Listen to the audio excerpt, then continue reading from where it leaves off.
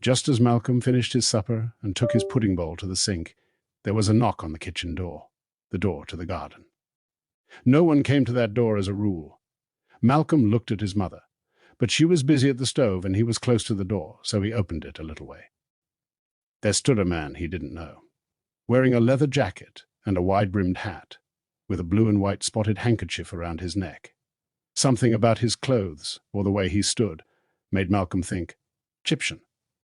"Are you Malcolm?" the man asked. "Yes," said Malcolm, and at the same moment his mother said, "Who is it?" The man stepped forward into the light and took off his hat. He was in late middle age, lean and brown-skinned. His expression was calm and courteous, and his daemon was a very large and beautiful cat. "Coram van Texel, ma'am," he said. "I've got something for Malcolm, if you'll just excuse him for a few minutes." "Got something?" "Got what? Come inside and give it to him here," she said. "It's a bit big for that," said the Egyptian. "It won't take more than a short while. I need to explain a couple of things." His mother's badger daemon had left his corner and come to the door, and he and the cat daemon touched noses and exchanged a whisper. Then Mrs. Polstead nodded. "Go on then," she said. Malcolm finished drying his hands and went outside with the stranger. It had stopped raining, but the air was saturated with moisture, and the lights through the windows shone on the terrace and the grass with a misty radiance that made everything look as if it was under water. The stranger stepped off the terrace and headed towards the river. Malcolm could see the line of the footprints in the wet grass he'd just made coming up. "You remember Lord Asriel?" the stranger said. "Yes. Is it?" "He charged me with bringing back your boat, and he said to give you great thanks, and he hopes you'll be pleased with her condition." As they went beyond the reach of the lights from the windows, the man struck a match and lit a lantern. He adjusted the wick and closed the lens, and a clear beam fell out on the grass ahead, and all the way to the little jetty, where La Belle Sauvage was tied up. Malcolm ran to look. The river was full, holding his beloved canoe higher than usual, and he could see at once that she had been worked on. The name, "Oh, thanks," he said. Her name had been painted with great skill in red paint, and outlined with a fine line of cream, in a way that he would never have managed. It stood out proudly against the green of the boat, which itself, ignoring. The wet grass, he knelt to look closely. Something was different. "She's been through the hands of the finest boat builder on English waters," said Coram van Texel. "Every inch of her has been looked at and strengthened, and that paint on her now is a special anti-fouling paint that has another virtue too. She'll be the slippiest vessel on the Thames, apart from real Egyptian boats. She'll go through the water like a hot knife through butter." Malcolm touched the canoe in wonderment. "Now let me show you something else," said the visitor. "See those brackets set along the gunwales? What are they for?" The man reached down into the canoe and pulled up a handful of long, slender hazel sticks. He took one and handed the rest to Malcolm. Then he leaned out and slipped one end into a bracket on the far side of the canoe, bent it towards himself, and put the other end in a bracket on the near side. The result was a neat hoop across the canoe. "You try another," he said, and shone the lantern on the next bracket. After a few tries, Malcolm slipped it in.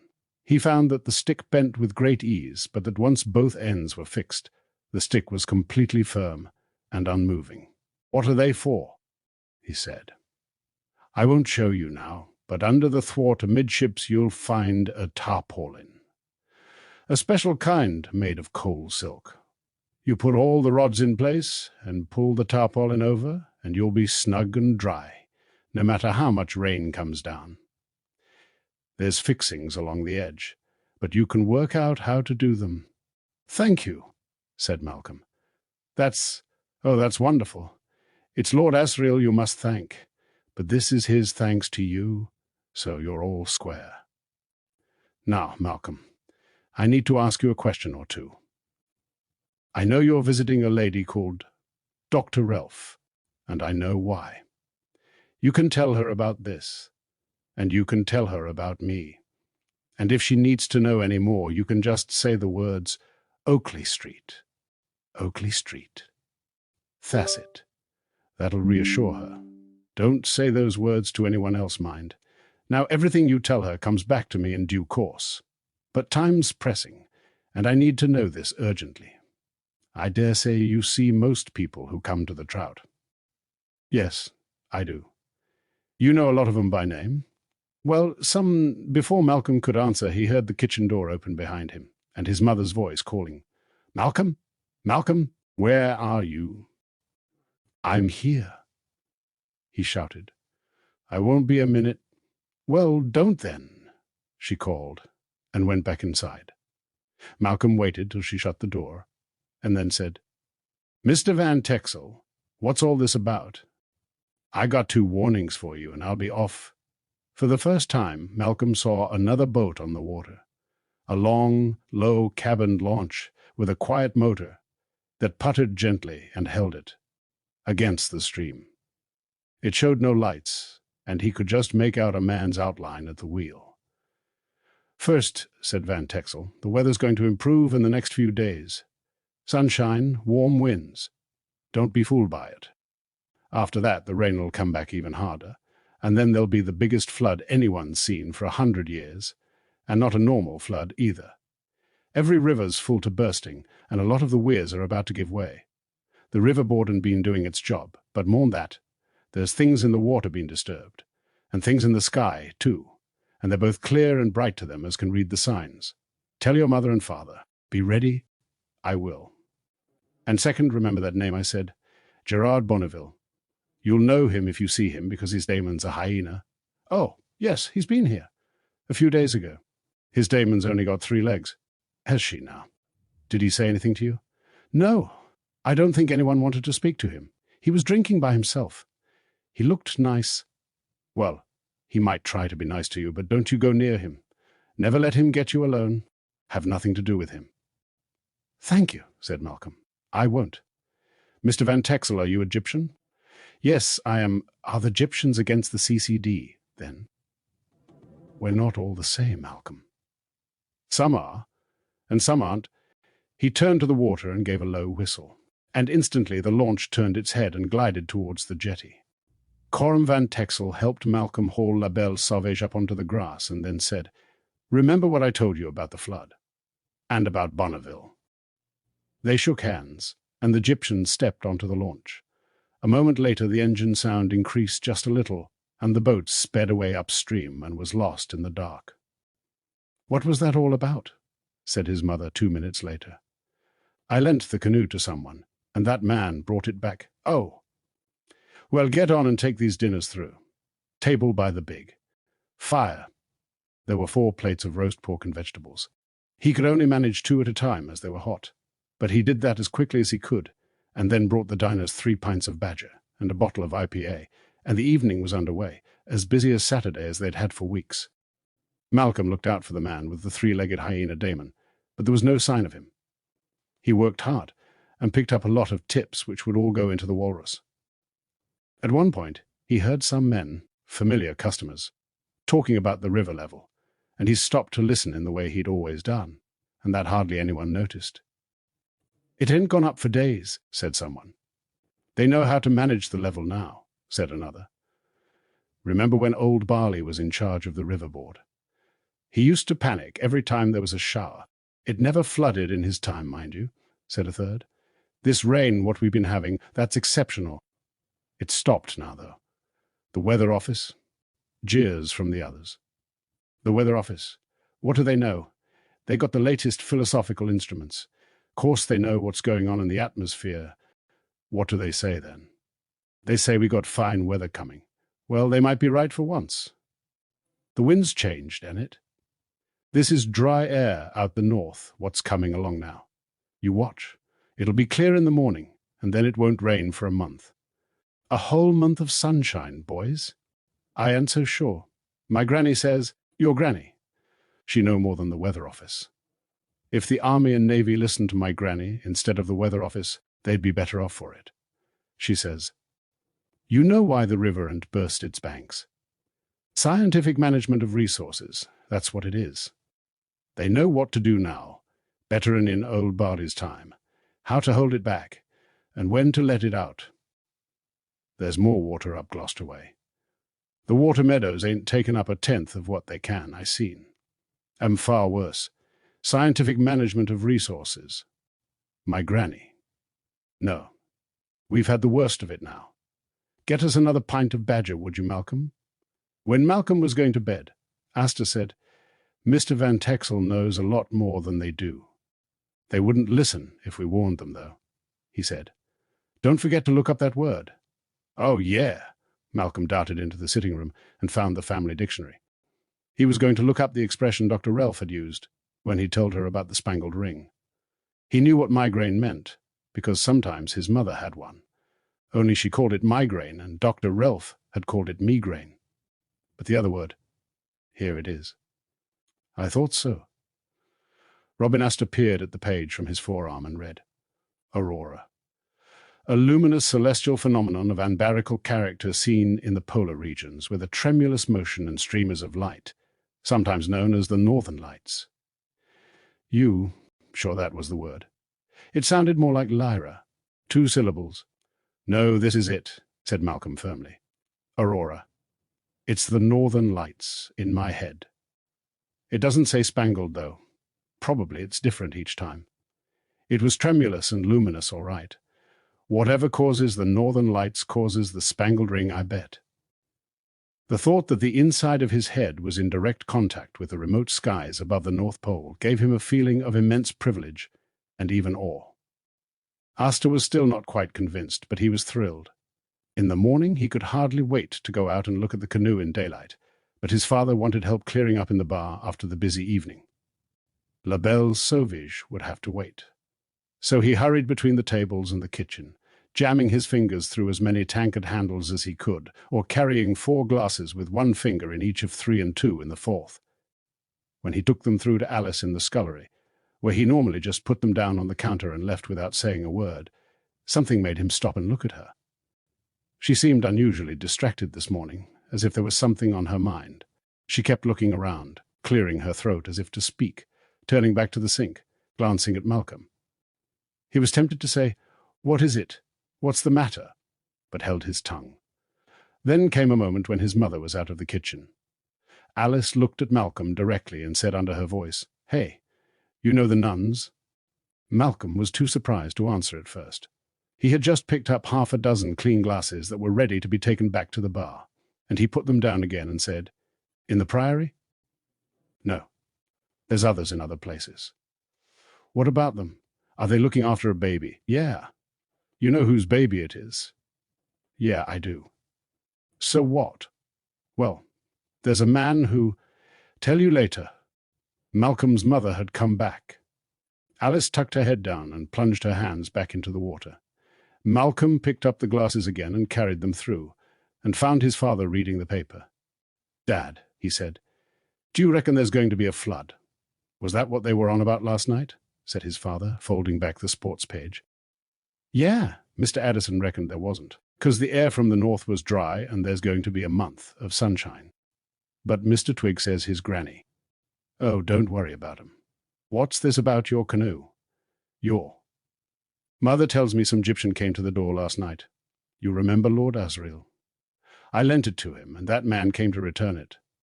I didn't know he was a pal of the Gyptians. What'd he want to borrow your canoe for? 'Cause he liked canoeing, and he wanted to go up the river in the moonlight. There's no accounting for some people.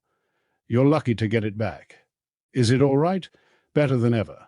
And Dad, that Gyptian man said there was going to be more rain after this bit of sunshine. And then the biggest flood in 100 years. Did he? He said to warn you. 'Cause the Gyptians can read the signs in the water and the sky. Did you warn those old boys last night? No, 'cause they'd already drunk a bit, and I didn't reckon they'd listen. But he did say to warn you. Well, they are water people, Gyptians. That's worth knowing just to think about. But no need to take it seriously. He meant it seriously. There'd be no harm in getting ready for it. Mr. Polstead considered the matter. True enough, he said. Like Noah. You reckon me and Mum could fit in the La Belle Sauvage along with you? No, said Malcolm firmly. But you ought to mend the punt, and maybe Mum ought to keep her flour and stuff up here, and not in the cellar. Good idea, said his father, turning back to the sports page. You tell her. You cleared the terrace room. I'm just going in there, seeing his mother come into the bar and start to talk to his father about vegetables. Malcolm took the glasses from the terrace room and hurried back to the kitchen. "What was that about a man?" he said to Alice. "I don't know if I should say. If it's about the baby, you said something about the baby, and then a man. What man?" "Well, I don't know. Maybe I said too much." "No, you ain't said enough." "What man?" She looked around. "Well, just tell me. I won't tell on you." "All right. This man, his damon's got a leg missing. She's a hyena or something. Horrible ugly. But he's nice, or he seems nice enough." "Yeah, I've seen him." "You met him then?" "Sort of," she said, and she was blushing, so she turned away. Her jackdaw Damon looked down from her shoulder and turned his head away from Malcolm too. Then she went on. "I've spoken to him a bit. Last night. Down Jericho.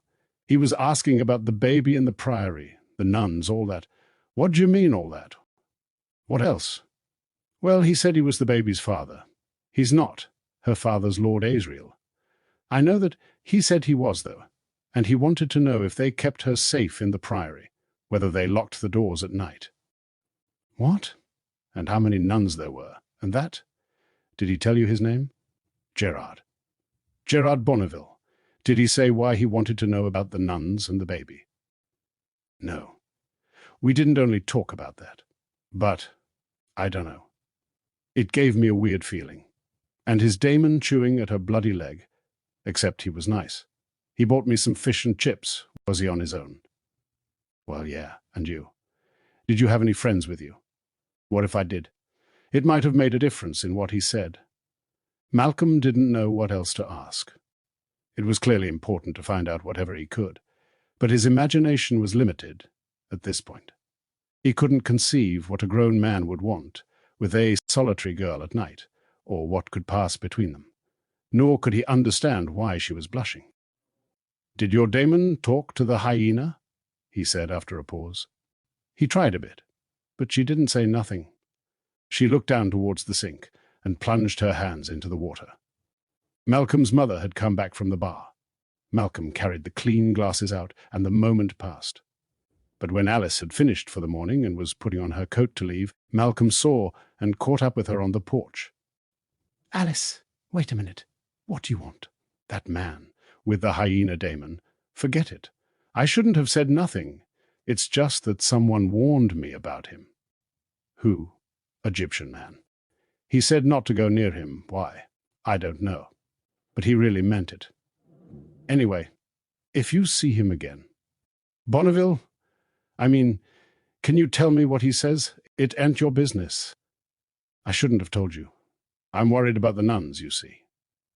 I know they're worried about safety and that, 'cause they told me. That's why they got the new shutters put up. So if this man Bonneville is trying to find things out about them—" "He was nice. I told you. Maybe he wants to help them. Well, the thing is, he came in here the other night, and no one would go near him, as if they were frightened. My dad says if he comes again, he ain't going to let him in because he keeps other customers away. They know something about him, as if he's been in prison or something. And there's that Egyptian man who warned me about him. He didn't worry me. Still, if you see him again, can you tell me, 'S'pose so? And especially if he asks about the baby, why are you so worried about the baby?' Because she is a baby. There's no one to protect her except the nuns, and you think you can. Is that it? You're going to save the baby from the big bad man? Just can you tell me?" I said I would. "Don't go on about it." She turned away and stamped off quickly in the thin sunshine. That afternoon, Malcolm went to the lean-to and inspected the improvements to La Belle Sauvage. The tarpaulin of coal silk was as light and impermeable as Mr. Van Texel had said, and the clips to attach it to the gunwales were easy to work and firmly fixed. It was water-green in color, like the boat herself, and he thought that when it was in place, he and his vessel would be practically invisible. The current was running very strongly, so he decided not to take her out and try the slippiness of the new paint, but his fingertips told him the difference. What a gift this was! There were no other surprises in the canoe, so Malcolm pulled the old tarpaulin over it and made sure it was pegged down. It might rain again, he said to Asta. But there was no sign of that. The cold sunshine lasted all day, and the sky was red when the sun went down, meaning more sunshine tomorrow. As the sky was clear, the evening was bitterly cold, and for the first time in weeks, there were only a few customers in the Trout. His mother decided not to roast a joint or make a set of pies because most would remain uneaten. It was going to be ham and eggs that evening, with fried potatoes if you were early and bread and butter if you weren't. But since so few customers came at all, and since the assistant barman Frank was on duty in case they did, Malcolm and his father and mother sat down together in the kitchen to have supper. Might as well finish up these cold potatoes. Can you eat any more, Reg? You bet. Fry 'em up. Malcolm, yes, please. Into the frying pan they went, sizzling and spitting and making. Malcolm's mouth watered. He sat there happily with his parents, thinking of nothing, content with the warmth and the smell of frying food. Then he was aware that his mother had asked him something. What? Again, politely, she said. Oh, I beg your pardon. That's better. The boy's dreaming, said his father. I said, what were you and Alice talking about? Was he talking to Alice? Said Mr. Polstead. I thought there was a non-communication treaty between those two. Nothing in particular, said Malcolm. But come to think of it, he spent 5 minutes yakking to her on the porch when she left, said his father. Must have been important. Not really, Malcolm said, beginning to feel awkward. He didn't want to keep things from his parents, but then they didn't usually have the time to ask anything more than once. A non-committal answer normally satisfied them. But with nothing else to do this evening, the matter of Malcolm's talking to Alice became of great interest. You were talking to her when I came back in the kitchen, his mother said. I could hardly believe my eyes. Is she getting friendly? No, it's not that, said Malcolm reluctantly. She was just asking about the man with the three-legged daemon. Why? Said his father. She wasn't here that night. How'd she know he came in? She didn't till I told her. She told me about him because he'd been asking her about the nuns. Was he? When? Said his mother, dishing up the fried potatoes. In Jericho the other night. He was talking to her and asking about the nuns and the baby. What was he doing talking to her? I don't know. Was she on her own? Malcolm shrugged. He just put a forkful of hot potato in his mouth and couldn't speak. But he did see the glance that passed between his. Parents. An expression of muted alarm. When he'd swallowed his mouthful, he said, What is it about that man? Why did everyone move away from him in the bar? And what if he was talking to Alice? She said he was nice.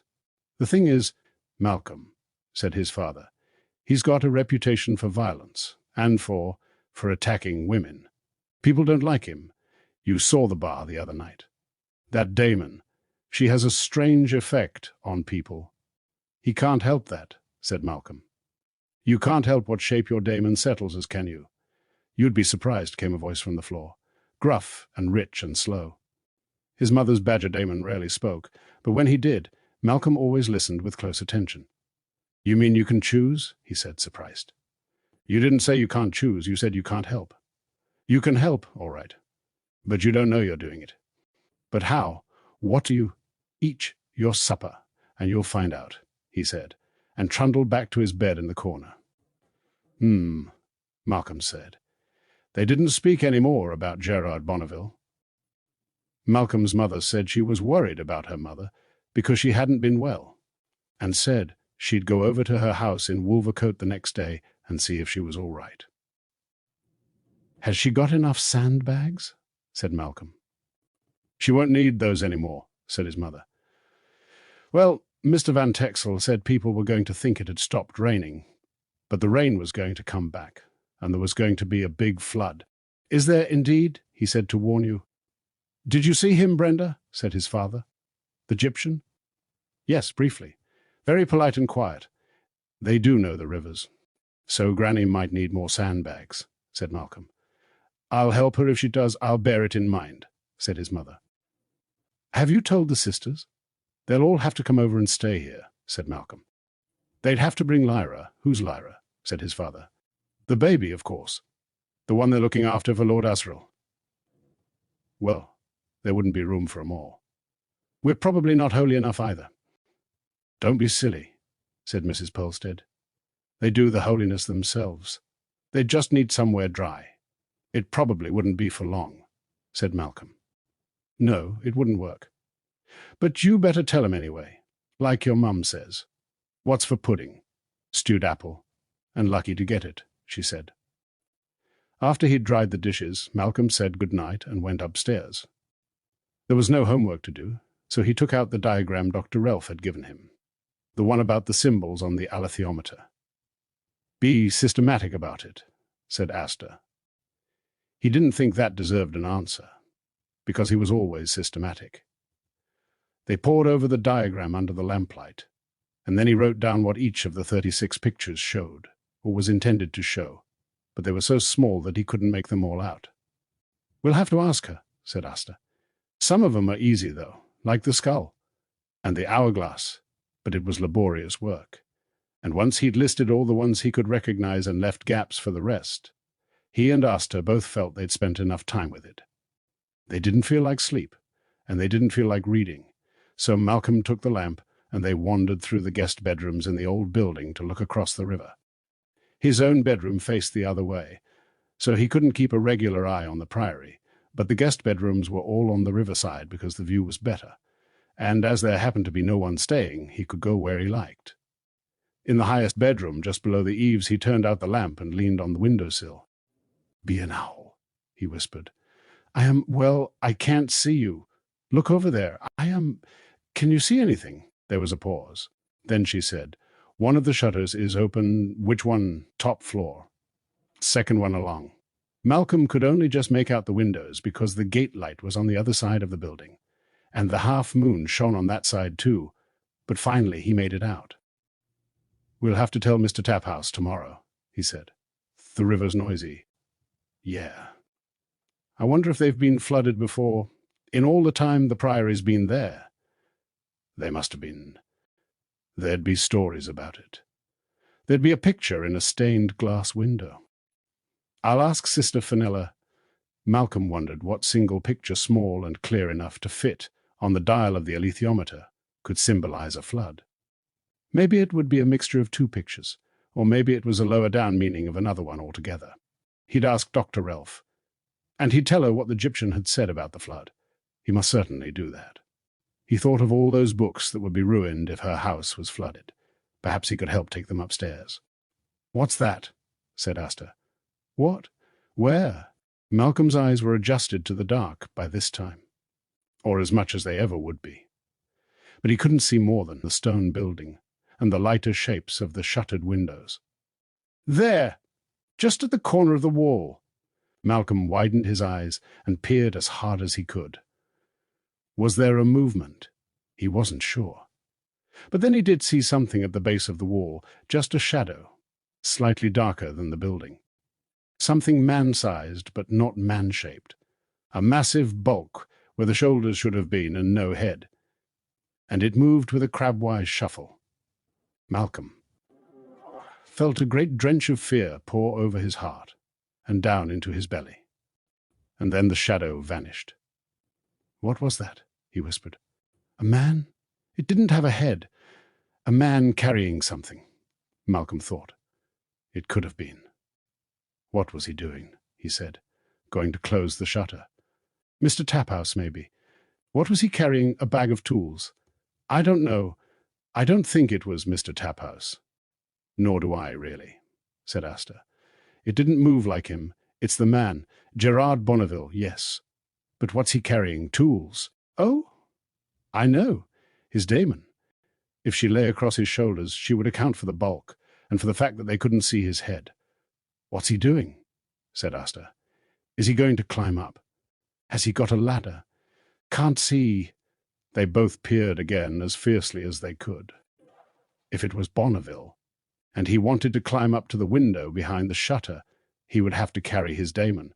He wouldn't be able to leave her on the ground. Every roofer, tiler, and steeplejack had a daemon who could fly, or one so small she could come up in a pocket. We should tell Dad, Malcolm said, only if we're sure. Her reluctance was speaking for his. He's after Lara, he said. He must be. Do you think he's a murderer? Why would he want to kill a baby, though? I think he's a murderer, said Asta. Even Alice was frightened of him. I thought she liked him. You don't see much, do you? She was scared stiff as well. That's why she asked us about him. Maybe he wants to take Lyra because he really is her father. Look. The shadow appeared around the side of the building again. And then the man staggered, and the burden on his shoulders seemed to squirm away and fall to the ground. And then they heard a hideous, high-pitched cry of laughter. The man and the daemon seemed to be spinning around in a mad dance. That uncanny laughter tormented Malcolm's ears. It sounded like a high, hiccuping yell of agony.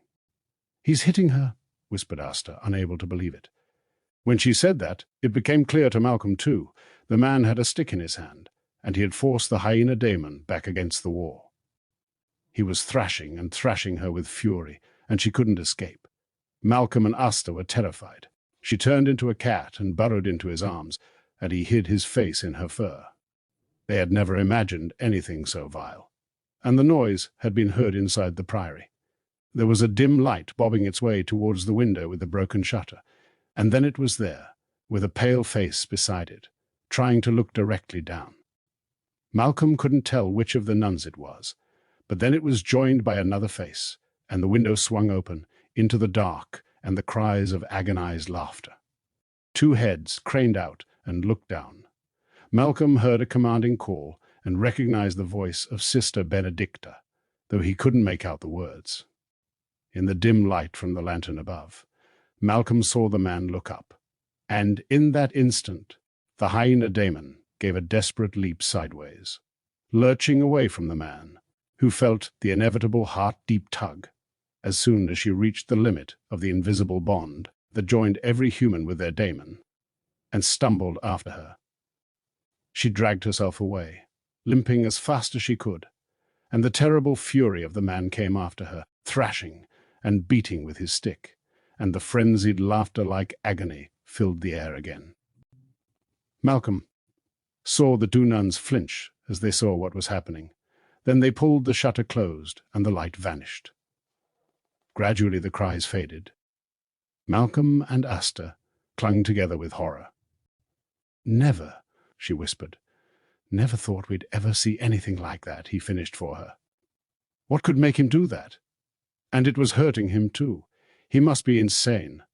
They held each other till the noise of that laughter had entirely gone. "He must hate her," Malcolm said. "I can't imagine." "Do you think the sisters saw him doing it?" "Yeah, when they first looked. But he stopped for a second when one of them called, and his daemon got away. If it was Sister Benedicta, we could ask. She wouldn't say. There's things they like to keep away from us. If she knew we'd seen it, maybe. Maybe. I wouldn't tell Sister Fenella, though. No. The man and his tormented daemon had gone, and there was nothing now but the darkness and the sound of the river. So after another minute, Malcolm and Asta crept out of that room in the dark and felt their way to bed. When they slept, he dreamed of wild dogs, a pack of them, 50 or 60, all kinds, racing through the streets of a deserted city. And as he watched them, he felt a strange, wild exhilaration that was still there when he woke up in the morning.